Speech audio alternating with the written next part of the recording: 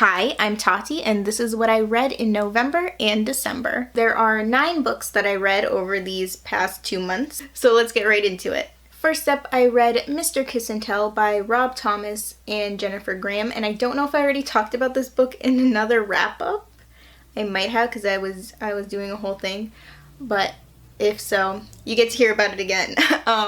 This is the second book in the Veronica Mars series of books, which I think only has the 2 books so far. In this one, Veronica is investigating a case that has to do with an old friend, and I don't want to give away any spoilers, so that's all you're gonna get. I gave this one 4 out of 5 stars. Then I read Brightly Burning by Alexa Dunn. I read this one for Vaultathon Round 2, and I'll leave links about Vaultathon in the description so you can check that out. This one is a sci-fi Jane Eyre retelling, and I really enjoyed it.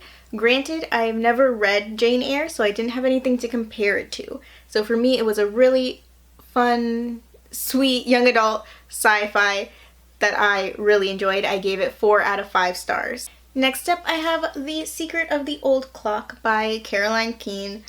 This is the first ever Nancy Drew book, at least that I know of. And I was actually pleasantly surprised when I read it. I have a couple other videos talking about my thoughts on it, so I'll leave those linked so you can check that out if you want. But I did end up giving it 3 out of 5 stars. Next up, I read Nancy Drew and the Hardy Boys, Target for Terror. This is another one that I had a lot of fun reading. It's a crossover book between Nancy Drew and the Hardy Boys, and I gave it 4 out of 5 stars. Then I read from the Nancy Drew Diaries, 2 Nancy Drew graphic novels, The Demon of River Heights and Written Stone. These were not my favorite Nancy Drew stories ever. I just have a hard time with the art style in these particular comics of Nancy Drew. And because of that, I gave both of these stories only 2 out of 5 stars. And then on a happier note, or a more positive one, I read Tweet Cute by Emma Lord. This is such a sweet, cute, fun, and deep contemporary rom-com, and I really, really loved it. If you like enemies to lovers romance, grilled cheeses, the movie You've Got Mail, and or dual perspective books, you should definitely give this one a shot. This one comes out on January 21st, so it is available for pre-order now. I personally gave it 4.5 out of 5 stars, and I did receive an advanced reader copy of this book for free from the publisher. Then I read Not Cinderella's Type by Jenny James, and I read this one because I have been on such a Cinderella retelling kick lately, and I talk more about that in my January TBR, so that'll be linked if you want to check that out. And this one is a modern Cinderella retelling. I believe it started out on Wattpad and then it got published on Amazon?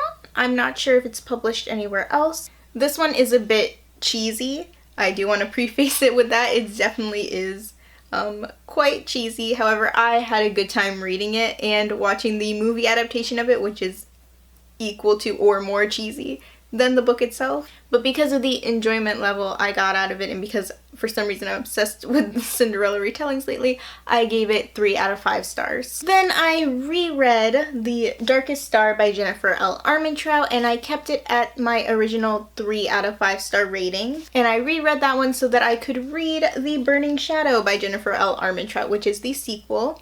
These books are both part of the Origin series, which is a spin-off of the Lux series, which is one of my favorite book series I read when I was a teenager. However, these books are not speaking to me as much as those books did.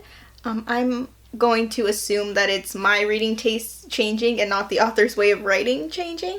That being said, it was fantastic to get to see some of the characters from the Lux series in these books, and also a little nerve-wracking because I'm so worried that something is going to happen to them, because things are not exactly looking great for any of our characters by the end of this one, because that's how story plot works. You have to have conflict. But I wanted them to be happily ever after the Lux series. So I'm a little conflicted there.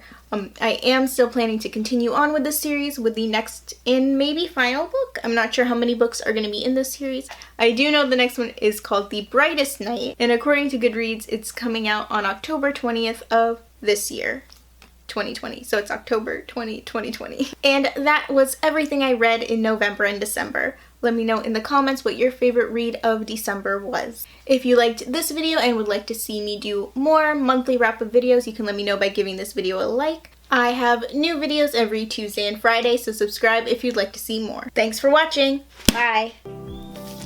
That's that. But I do know the next one is called The Darkest Night. Nope. I don't even know that. This is... I don't think I have that book with me anymore, so... I don't know if this looks good at all, but it's actually cold enough for me to wear it, so...